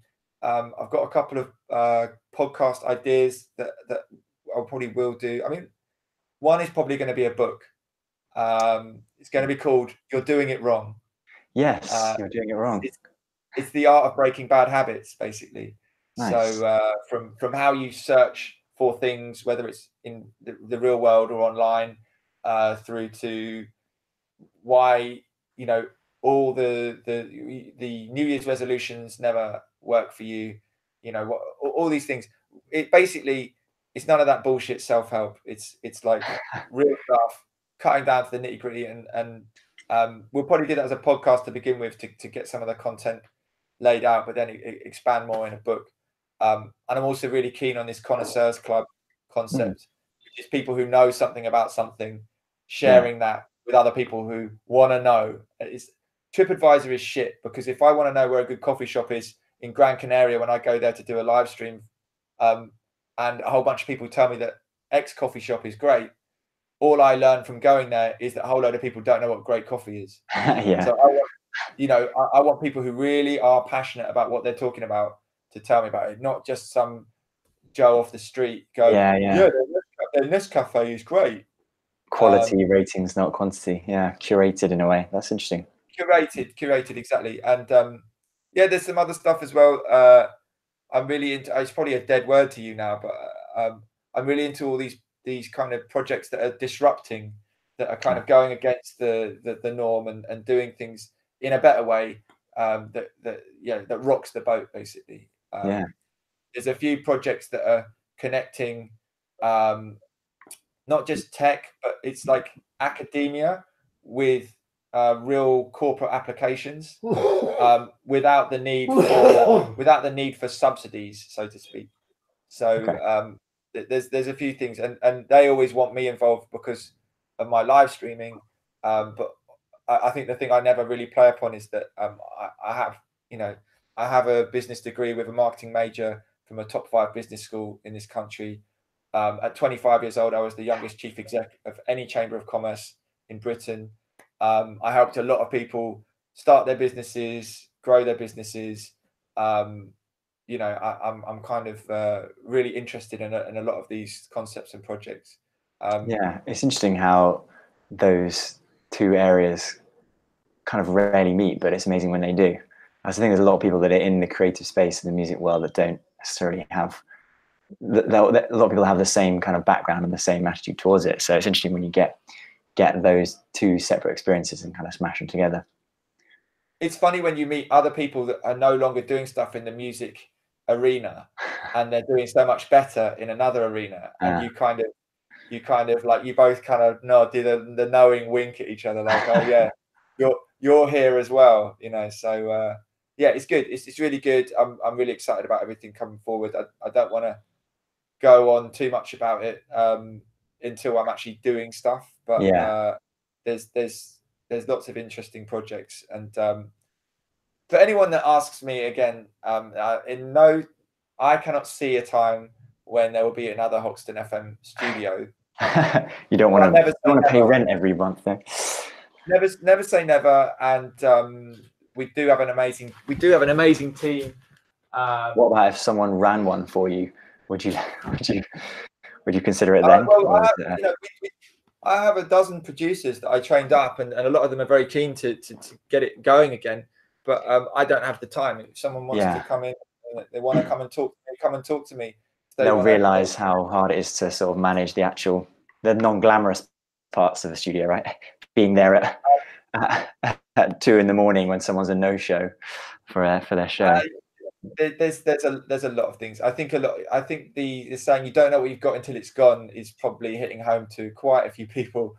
I also think the whole horizon is changing, and there's a lot of great stations out there. I would shout out Nettle Radio, obviously the bigger guys like Worldwide, NTS. Boiler Room is still doing stuff. Love them or hate them, I don't really have an opinion. I think they've pushed things so far that it's great. But I mean, what I don't want to keep doing the same thing. I've got so many exciting things that I'm now pushing myself into. Gentrification continues whether we like it or not. We don't have a studio now. There is a hole in the ground. They're still building some luxury flats there, but I'm sure Happy Road will be better for it. And I'm sure the new residents will not enjoy crackheads shitting in their footwell. That's something I don't need to clean up anymore. The gradual march. And still doing live streams from lots of really cool, exciting places. From Giant Robot in Canary Wharf to with an amazing view and amazing food and street food and drinks and stuff. There's all sorts that we're still doing. It's just I think people love that cozy, comfortable, reassuring, permanent space. Being there every week, having the community around us is easier when you've got a physical manifestation of it. But as a nomad yourself, you understand the benefits. As a part-time nomad myself, I feel that I can have a bit of both, basically. So I've got the Hoxton FM as a featured channel, I think is what it's called, on my channel. So if you go to click on Ben Bowler somewhere there, and Hoxton FM, right? BenBowler.com. Everyone can find everything. Find your blog post. I'd love you to do a blog post at some point when you have time, which you never will, on just your top tips on bikes. Like I would love. I think it's a nice update thing. It's like if I was doing this all again, this is what I would. The ultimate kind of. Obviously, you've got you've got personal affinity with the Grand Tourer, the frame that your dad gave you on your, was it 16th, 17th birthday? 16th birthday, yeah.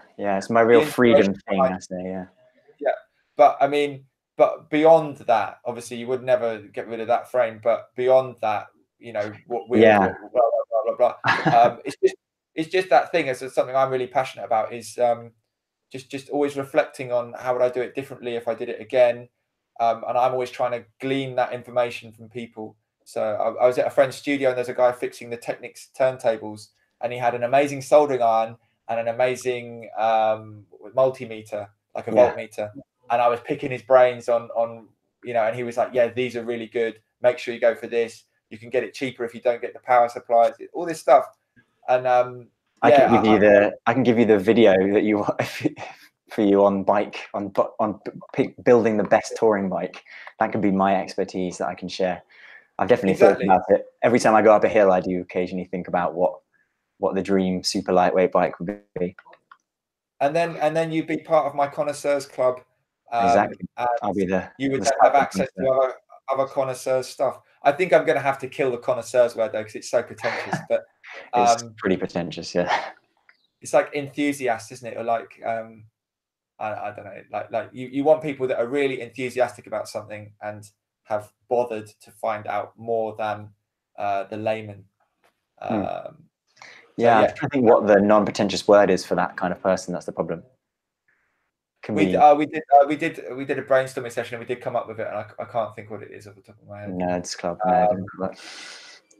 But I obviously, because I've stopped thinking about it, I can remember Okawa-san is the founder of Domune, and that really was a highlight of the year, possibly of my kind of adult life, like to go and do that. And it was very difficult to say a sentence and then wait for the interpreter to like say it and then say another sentence and everything. So yeah, if I go back and do it, I'm gonna really like I'm not gonna speak Japanese, but I'm gonna be get your questions in Japanese. Yeah, well, it's funny. Luckily, we'd already recorded the interviews, but I want to just add a little bit, have some more interesting content. Yeah. I am going to obviously do some sort of video on how to make the most of your visit to Japan. Yes. Yeah. So there are some things. There are some really great things that I know now. Like you can get their equivalent of an Oyster card. Yes, the Suica. Is it Suica? You can get a Suica or the other one. I got a Suica because it had a cute penguin on it. Yeah.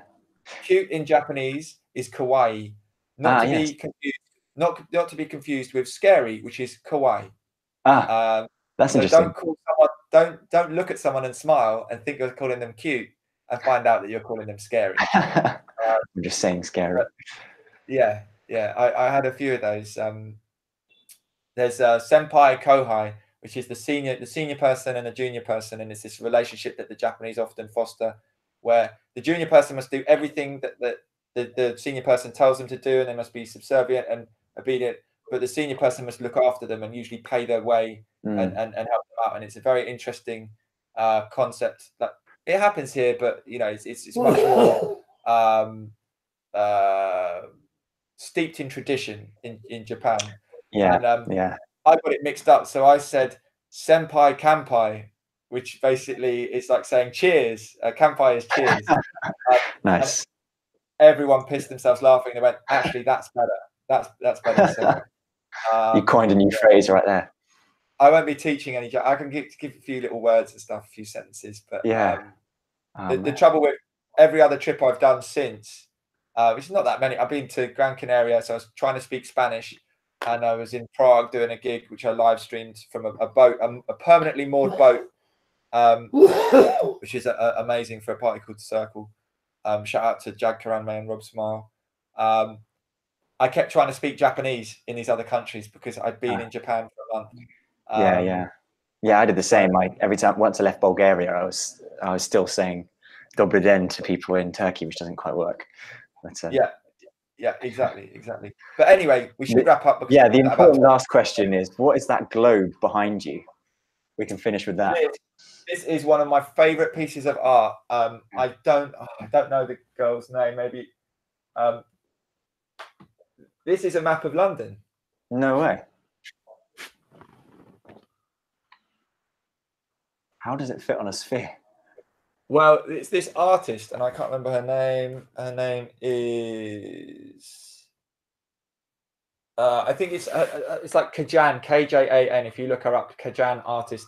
She has a lot of stuff on display. I think you can even buy prints in the V&A in their gift shop. She's got some amazing stuff. She does like butterflies that are made out of all this sort of like cut out little bits. And I think, annoyingly, I think Coldplay's new album has her work on it, which really ruins it. But a few years ago, a girl who was on the station, what's her name? I'll remember her name in a minute. She was working at Paul Smith in Marylebone, and she said, you should come down to the shop. They got some crazy reductions, and I get my staff discount. And I went down there and I couldn't find any clothes or anything I liked, but they had that. Nice. And she got me some crazy reduction. I think, I don't know what that's worth now, but it's worth a lot. No one come and rob my house, but yeah, offset, keep it secure, it's fine. Paul Smith were trying to sell that for like 500 quid. I didn't pay anything like that, but it's my favorite piece of art that I've got. And she's a really talented artist, and I think she's doing really, really well now, other from the Coldplay album cover. But, yeah, it's funny, that could go one of two ways, couldn't it? Well, and this means live on air. This is you should have that up. Yeah, you should roll it up now, because we're about to go not live on air. And my whole place is getting turned around. It's modular now, so I can move everything around, but just reconstructing it all so that I can have keyboards and stuff in place and mixing desks. I had this wild idea of having 2 DJ setups, so I can have broadcasts from here with DJs battling and stuff. And I've completely abandoned that. Just got one really good one. Okay. But you'll have to come and check it out in a few years when you're back. Yeah, when I'm eventually back in London. It might actually be done by then. yeah. Nice. So it's good to catch up, man. I'm still a little bit worried that we've missed a whole chunk of stuff because we had our kind of power cutty 4G coming out. No, I think we've got most of it. I think what I'm interested. Well, next time I will have had a Christmas and, more importantly, New Year in Goa, so I'll be able to review the latest psytrance parties in Goa for you, and maybe chat a bit more about the music side of things, because I've been getting around to some places while I'm here, and in Mumbai as well. I got to an interesting music event and to listen to some interesting acts through a connection with Chew. It comes full circle. But yeah, we'll get one in the new year. In January, I'm heading off on the bike at last, because I've been working a lot with the whole same music thing and not cycling a great deal. So in January, I leave and I'm heading to the southernmost tip of India via Kerala and the tea stations and the backwaters and a few more beaches.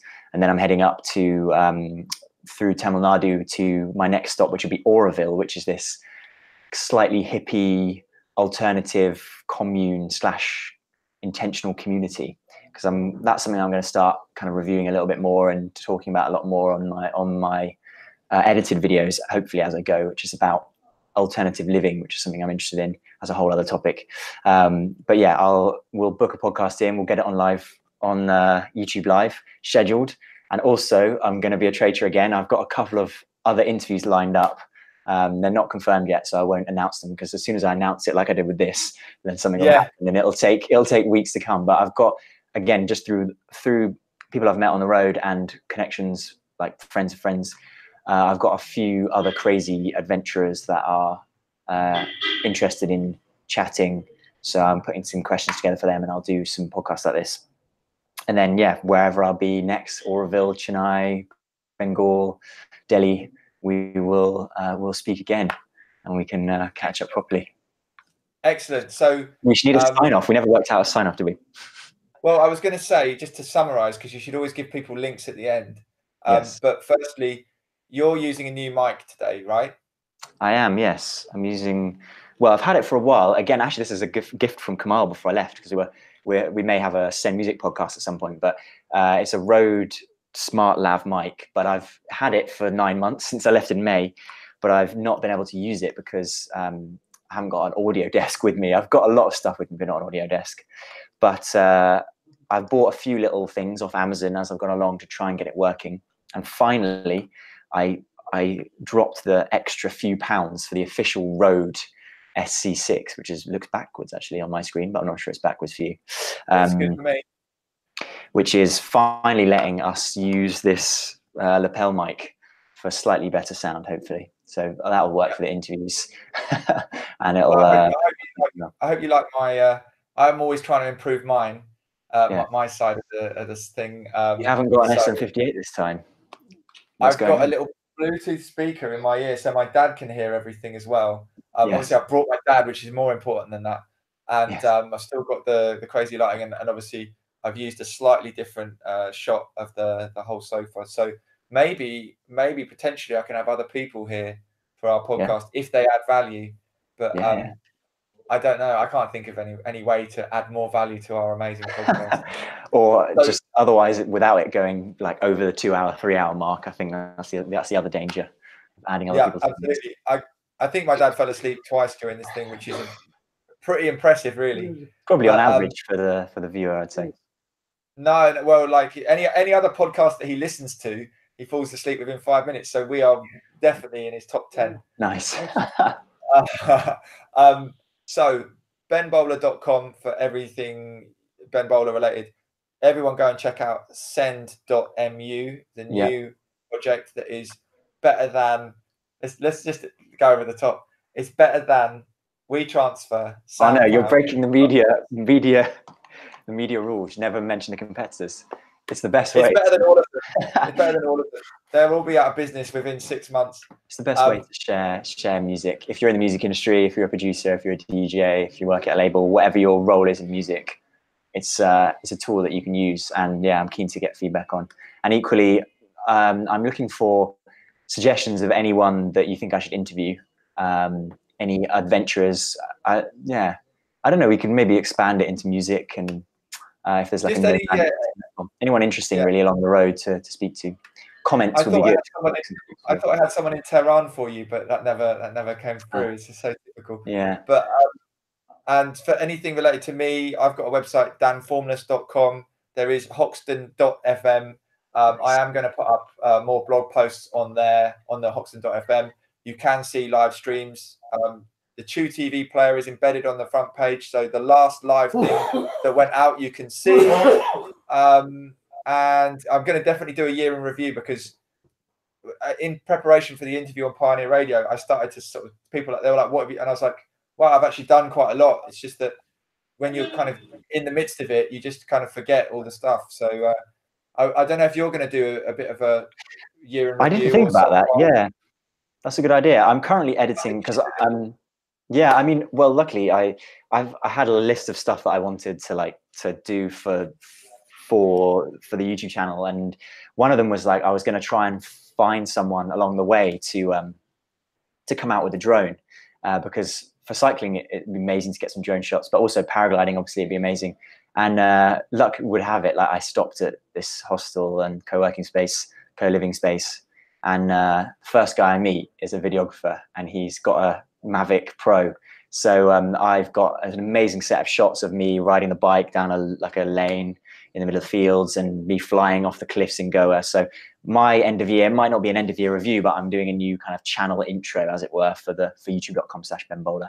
That will kind of show a little bit more based on now the last 9 months what I've been up to. The only thing I want to do is film one of those round the world shots with the Insta360. So set it up and cycle around it, so it looks like I'm cycling around the world.